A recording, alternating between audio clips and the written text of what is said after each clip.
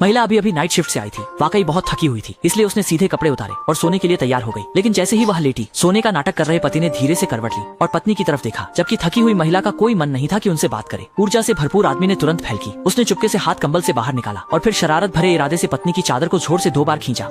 दिन भर काम करने वाली महिला वास्तव में कुछ और करने का मन नहीं था। उसने एक लंबी सांस ली और फिर अपनी आंखें बंद कर सोने लगी। लेकिन उसका पति हार मानने वाला नहीं था। उसने फिर से अपनी बड़ी मोटी हाथ बाहर निकाला और जल्दी से पत्नी के कंबल को फिर से 2 बार खींचा। लेकिन महिला ने यह देखा और जल्द ही अपने पति से मुंह फेर लिया। वह अब सच में थकी हुई थी और बिल्कुल नहीं।